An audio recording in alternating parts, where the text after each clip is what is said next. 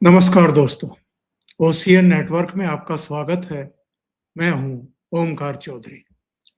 आमतौर पर OCN network पर मैं 8:30 बजे आपके बीच उपस्थित होता हूं, लेकिन आज जिस स्टूडियो के जरिए हम आपसे जुड़ते हैं, उस स्टूडियो के कुछ सर्वर में बड़ी दिक्कत थी। ट्रैफिक कुछ ज़्यादा था, यानी उसी समय बहुत सारे लोग आपसे रूबरू हो रहे थे, देश के भीतर भी और विदेशों में भी, क्योंकि पूरी दुनिया में ये स्टूडियो इस्तेमाल होता है। तो जिस समय मुझे जुड़ना था, उससे करीब 15 मिनट पहले से ही इस पर दिक्कतें आनी शुरू हुई। पहले 8:30 से बढ़ा करके 8:45 का टाइम करना पड़ा और अल्टीमेटली फिर 9:05 का। तो अब जुड़ पाए हैं। तो जो आज का डिस्कशन का विषय है, उस पर आने से पहले एक निवेदन है कि लाइक का बटन दबा दिया करें, वीडियो को शेयर किया करें और चैनल को सब्सक्राइब जरूर कर लिया करें। और आप में से बहुत सारे मित्र बीच बीच में पूछते रहते हैं, कंट्रीब्यूशन अगर करना चाहते हैं तो नीचे लिंक दिए हुए हैं, वहां जाकर के आप कंट्रीब्यूशन भी कर सकते हैं। तो आज के विषय पर, चूंकि उत्तर प्रदेश में योगी आदित्यनाथ सरकार का विस्तार हुआ है, 6 नए मंत्री शामिल किए गए हैं और 2 जो उनके मंत्री परिषद में पहले से थे, उनका प्रमोशन किया गया है। तो मीडिया में लगातार ये बातें कही जा रही हैं, दर्शकों को बताई जा रही हैं कि योगी आदित्यनाथ ने 2027 के विधानसभा चुनाव की तैयारियां शुरू कर दी हैं, जातीय समीकरण बैठाने शुरू कर दिए हैं, जिन जिन क्षेत्रों, जिन जिन जातियों का प्रतिनिधित्व उतना नहीं था, उसको साधना शुरू कर दिया है। मैं आपको वैसे बताता चलूं कि कौन कौन मंत्री नए शामिल किए गए हैं। भूपेंद्र चौधरी, जो प्रदेश अध्यक्ष भी रहे हैं, उनको कैबिनेट स्तर का मंत्री बनाया गया है। मनोज पांडे, जो समाजवादी पार्टी से आए थे, उनको कैबिनेट मंत्री बनाया गया है। कृष्णा पासवान को राज्य मंत्री, कैलाश सिंह राजपूत को राज्य मंत्री, सुरेंद्र दिलेर को राज्य मंत्री और हंसराज विश्वकर्मा को राज्य मंत्री के रूप में शपथ दिलाई गई है। 2 मंत्री जो राज्य मंत्री थे अभी तक, वो अब स्वतंत्र प्रभार के मंत्री बना दिए गए हैं, यानी उनका प्रमोशन हुआ है। एक हैं अजीत पाल सिंह और दूसरे हैं सोमेंद्र तोमर। तो ये तो मोटे तौर पर जानकारी थी कि योगी आदित्यनाथ ने अपने मंत्रिमंडल में क्या बदलाव किए हैं, क्या नए चेहरे शामिल किए हैं।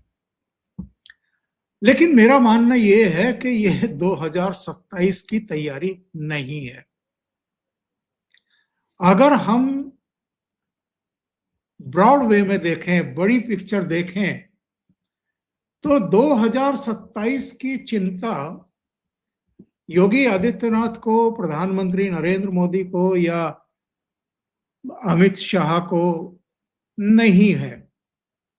और इसकी वजह है, देखिए 2024 के लोकसभा चुनाव में एक झटका लगने के बाद से जिस तरह अलग अलग राज्यों में भारतीय जनता पार्टी ने, इनके पूरे कैडर ने और आरएसएस के लोगों ने जो जिम्मा संभाला है और जो परफॉर्मेंस करके दिखाया है, और जनता ने भी जिस तरीके से भारतीय जनता पार्टी को, प्रधानमंत्री नरेंद्र मोदी को एक तरीके से मजबूती देने का फैसला कर लिया है, उसके चलते ही हरियाणा में जीत हो चुकी है, तीसरी बार सरकार बनी है। महाराष्ट्र में देवेंद्र फडणवीस दूसरी बार मुख्यमंत्री बने हैं। 27 साल दिल्ली में फिर से भारतीय जनता पार्टी की सरकार बनी है। बिहार में एनडीए गठबंधन को ऐतिहासिक बहुमत मिला। पहले नीतीश कुमार ने 10वीं बार शपथ ली मुख्यमंत्री पद की। उसके बाद अभी पश्चिम बंगाल के चुनाव के प्रक्रिया के दौरान ही भारतीय जनता पार्टी के सम्राट चौधरी ने मुख्यमंत्री पद की शपथ ली और नीतीश कुमार ने सीएम पद छोड़ दिया। और अभी अभी पश्चिम बंगाल में, जिसको कहते हैं, लगभग एक तरफा जीत दर्ज की है भारतीय जनता पार्टी ने, और 15 साल का ममता बनर्जी का शासन उखाड़ दिया है। तो हरियाणा, महाराष्ट्र, दिल्ली, बिहार और पश्चिम बंगाल, और हम क्यों भूल जा रहे हैं असम, जहां लगातार तीसरी बार भारतीय जनता पार्टी की सरकार बनने जा रही है। 12 तारीख को दूसरी बार हिमंता बिस्वा शर्मा मुख्यमंत्री बनने जा रहे हैं, और पहली बार सर्बानंद सोनोवाल वहां के मुख्यमंत्री बने थे। पुडुचेरी में भी भारतीय जनता पार्टी के नेतृत्व वाले एनडीए की सरकार बनने जा रही है।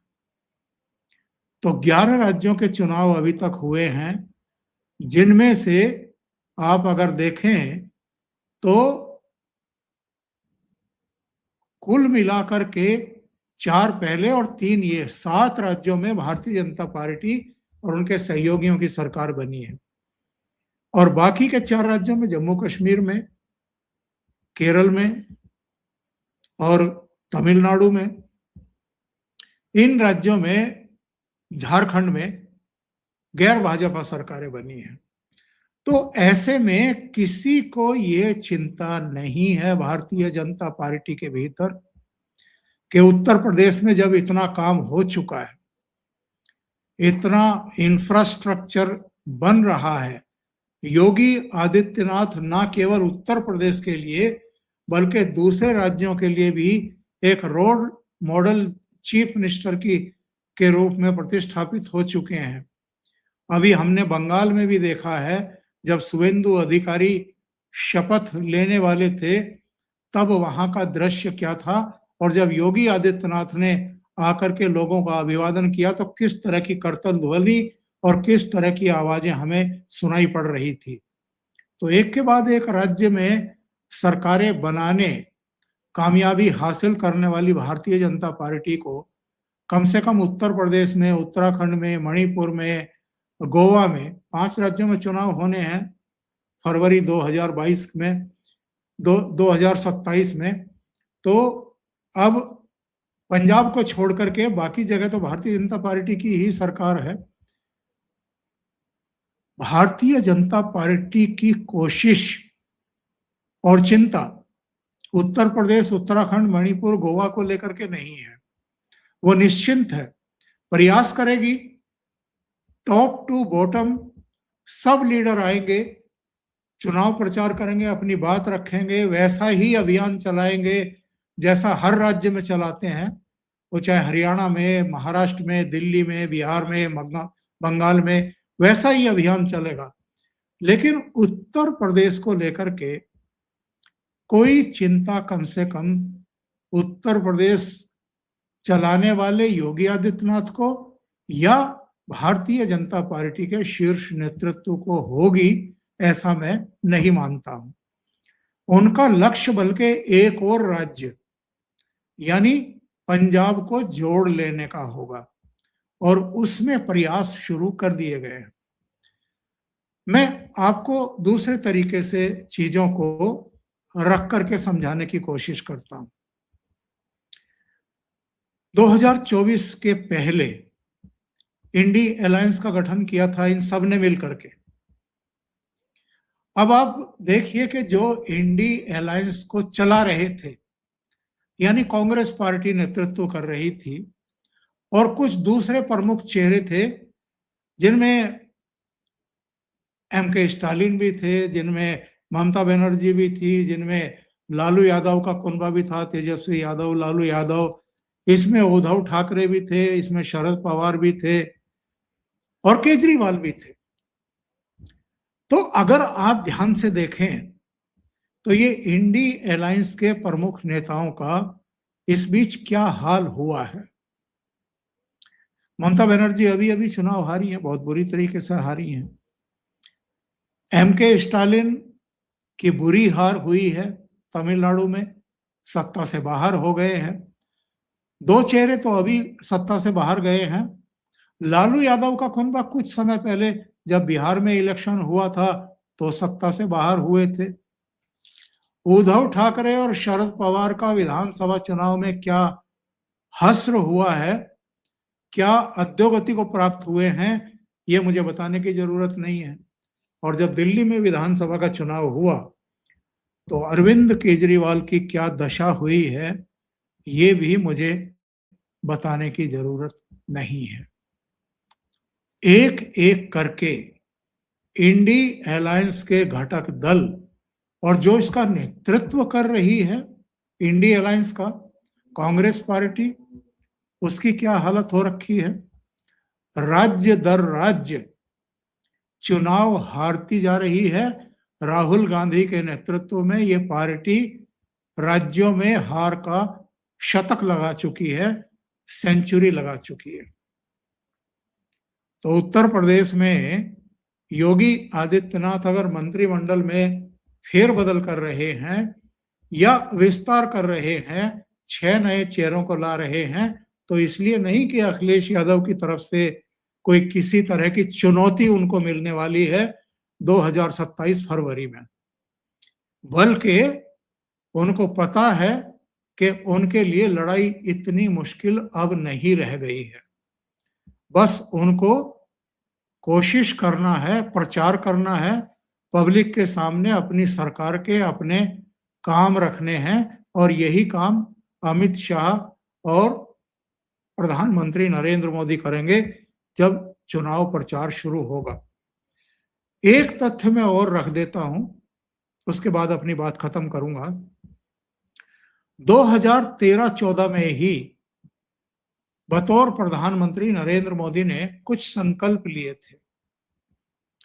उन्होंने कहा था कि उनकी सरकार की जो प्राथमिकता है वो जो विकास की दौड़ में पिछड़ गए हैं और सबसे पीछे की पंक्ति में कहीं छूट गए हैं, यानी गरीब, उनमें गरीब परिवार भी, लोग भी, और उनमें गरीब राज्य भी।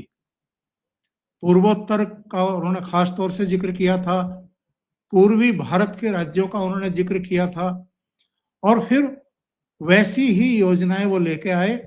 आप देखिए पूर्वोत्तर के 7 राज्यों में भारतीय जनता पार्टी और उनके सहयोगियों की सरकार है।